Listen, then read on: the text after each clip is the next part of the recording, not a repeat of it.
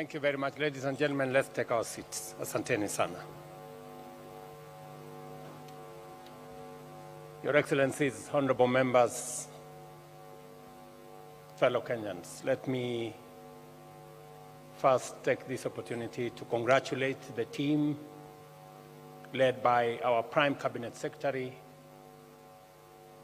and the two departments of Foreign Affairs and of Diaspora Affairs for what I have seen is a job very well done. Congratulations from us. And today we mark a significant milestone in the crucial process of reviewing and consolidating our foreign policy into a comprehensive document. This policy reflects our strategic responses to global imperatives at both bilateral and multilateral levels, defines the values and principles driving our responses, and articulates our objectives as a nation. This transformation is timely, coming at the expiry of the shelf life of our 2014 foreign policy document that had been developed again in a concerted effort the way this one has been. Our foreign policy must align with the dynamic realities of both domestic and the international environment. Kenya's pursuit of national economic transformation necessitates a forward-looking, robust, patriotic, and people-centered foreign policy that will attract investments and secure our country's rightful place on the global stage. At its core, Kenya's foreign policy is more than the management of relations with other nations. It's about shaping a destiny for present and future generations that aligns with our national interests. This policy, therefore, ensures that diplomatic engagements deliver tangible benefits to every Kenyan, unlocking the power of cooperation, the promise of partnerships, and the potential of a shared vision for a prosperous and interconnected future for our nation. The time has come to dismantle the barriers that have traditionally confined foreign affairs to the executive. Instead, we must adopt a comprehensive, inclusive, whole of government and all of society approach involving parliament, the judiciary, civil society, faith-based organizations, our young people, women, and also all other active stakeholders.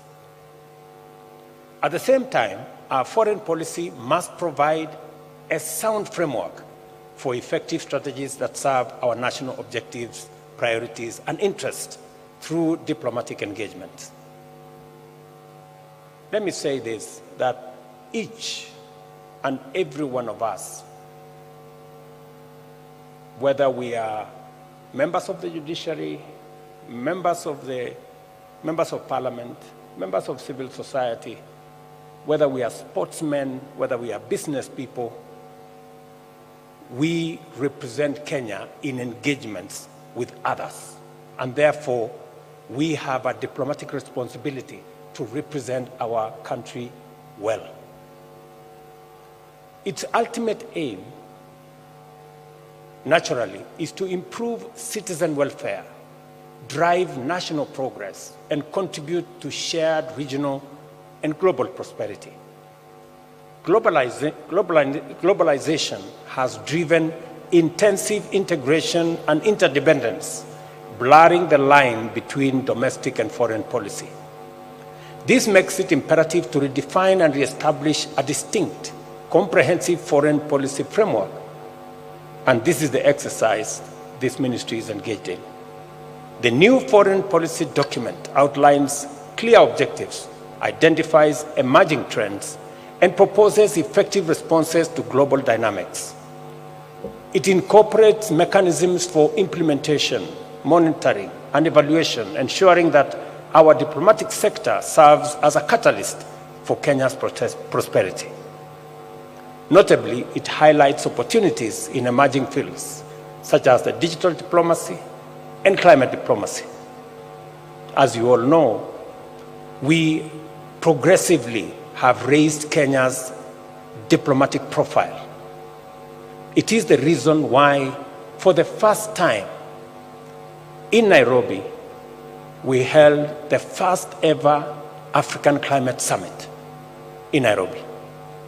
And I did it specifically because Nairobi is the environmental capital of the world, and we must lead in matters environmental diplomacy.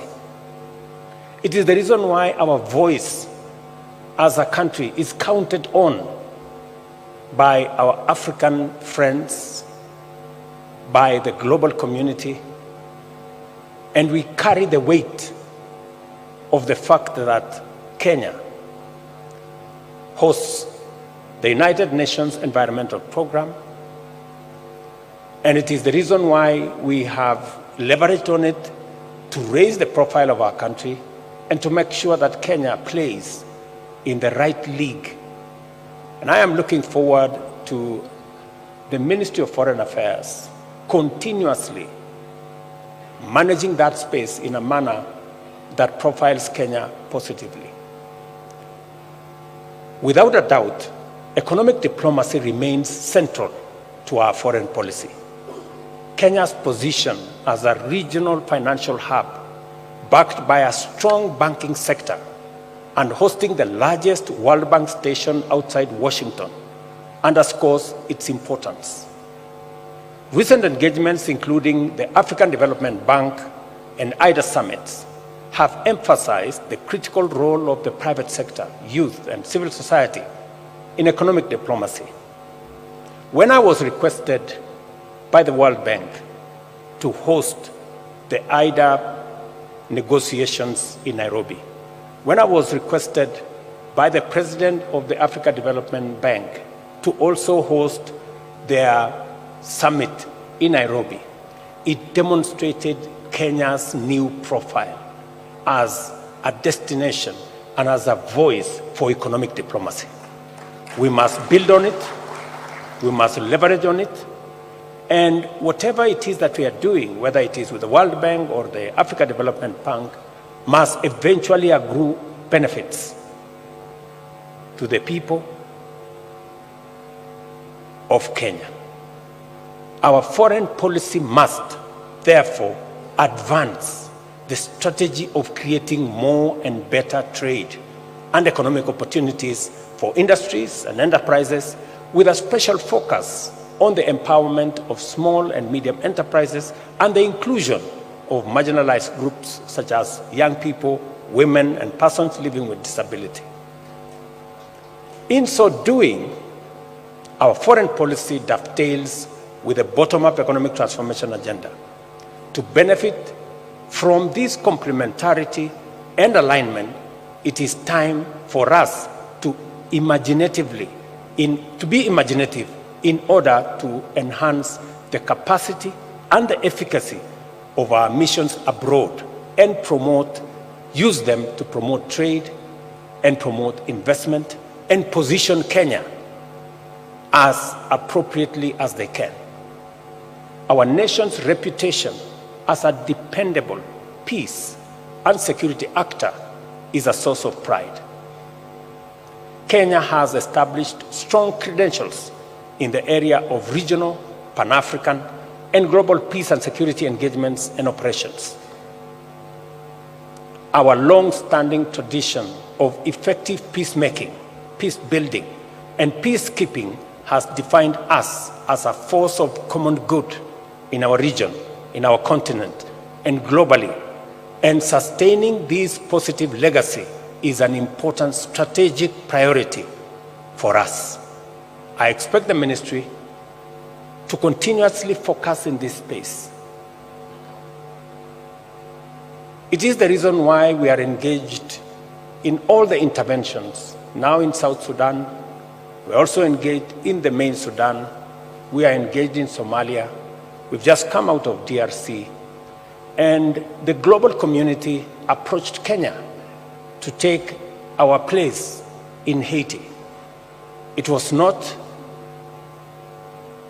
because of any other reason. It was because Kenya has positioned itself as a country that understands peacemaking, peacekeeping, and peace diplomacy has been, over time, a place where Kenya excelled. And it is our intention, and I'm sure you will put into the finer detail of this document on how Kenya can leverage on that space to make sure that we not only play our role, but we also profile our country positively. This is why, at the moment, Kenya is leading the UN-approved multinational security support mission in Haiti and mediating peace efforts in different parts of our region, including South Sudan, as I have said, Sudan, and across the region. We are determined to remain a peaceful nation, at peace with ourselves first, at peace with our neighbors, and also working with friends across the world. Under the Shirika Plan, which is another huge invention of Kenya, our innovative refugee program, we aim to transform camps into integrated settlements, setting a global standard for sustainable and affirmative humanitarian response.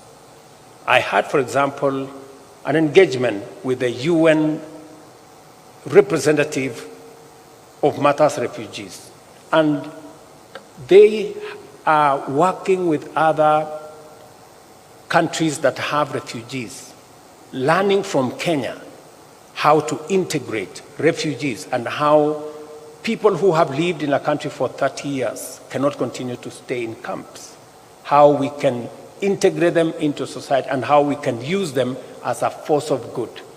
And we are making huge strides in that space. I hope this policy document will capture the innovative measures we have taken with our refugees, use them to profile our country, use them for matters diplomacy so that we can contribute to the welfare of not just refugees in our country, but refugees living everywhere in the world. Ladies and gentlemen, we are not new to climate diplomacy. Our country has a long and proud tradition of environmental diplomacy that dates back to our earliest years as a republic. By 1972 Copenhagen Summit, our voice and stand with respect to ecological stewardship, biodiversity conservation, and environmental sustainability was distinct and well-defined. We have sustained efforts to consolidate our role as a champion for conservation in the face of relentless global warming, which has ushered in unprecedented climate change. It has become imperative that we take a strong stand to promote urgent and effective climate action locally and globally.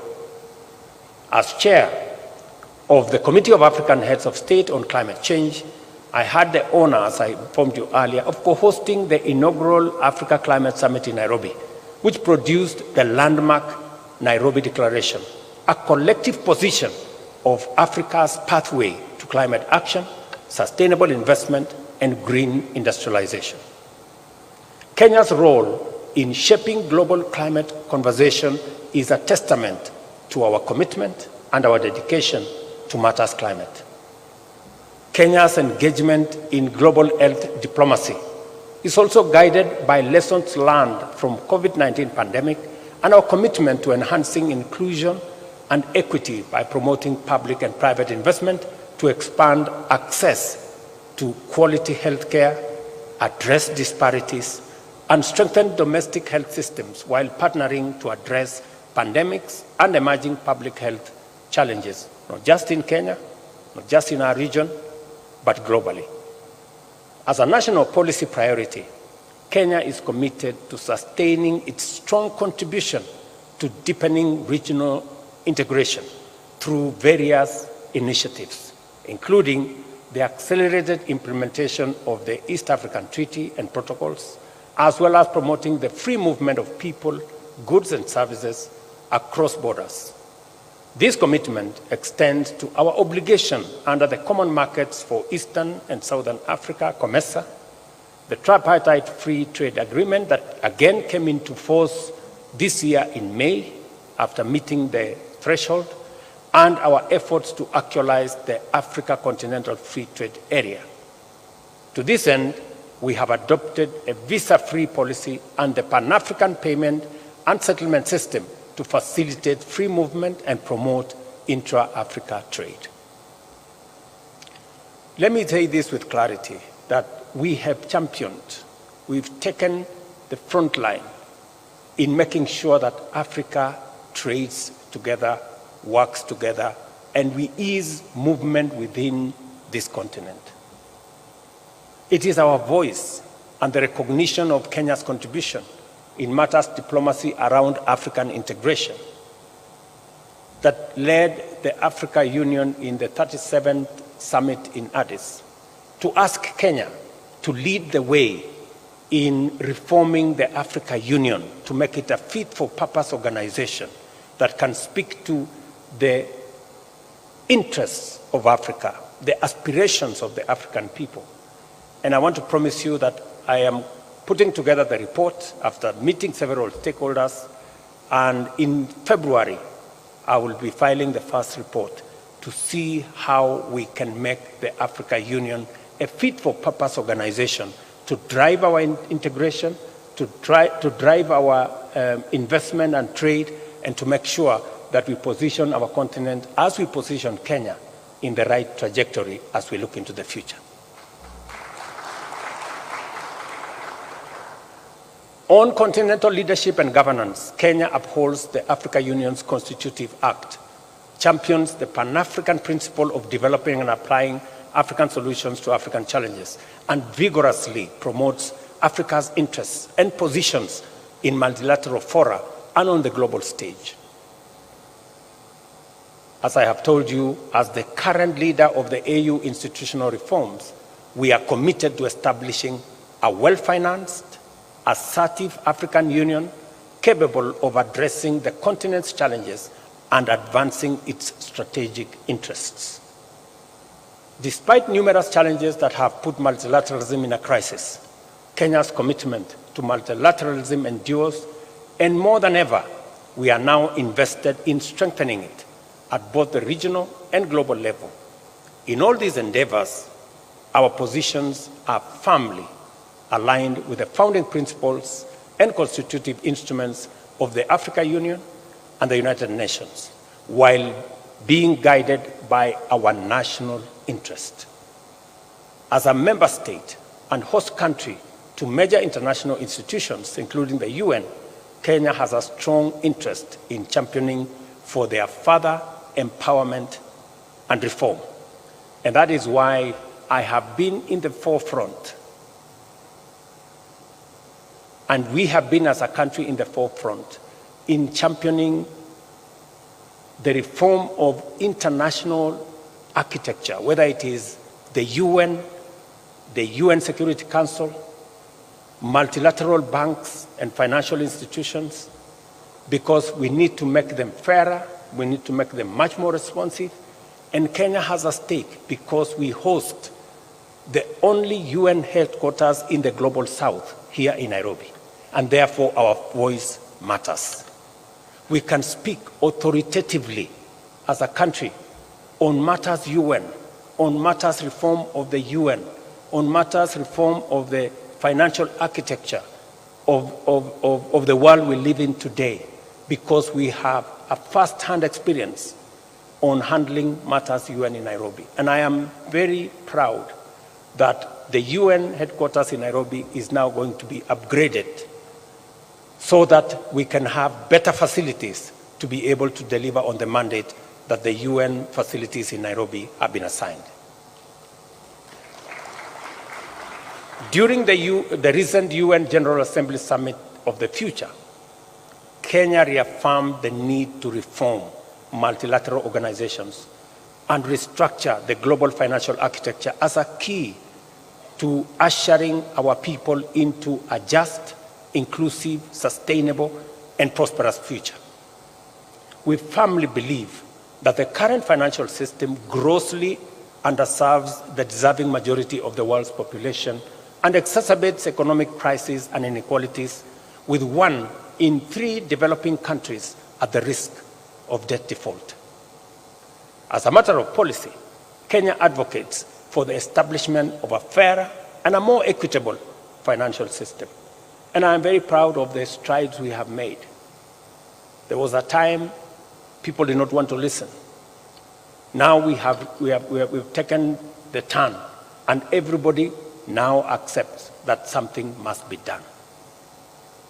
I am happy that at the last, we are able to launch this foreign policy document, which celebrates our diplomatic achievements, analyzes current and emerging global dynamics, and also offers firm strategic guidance on the ways and means of undertaking successful initiatives.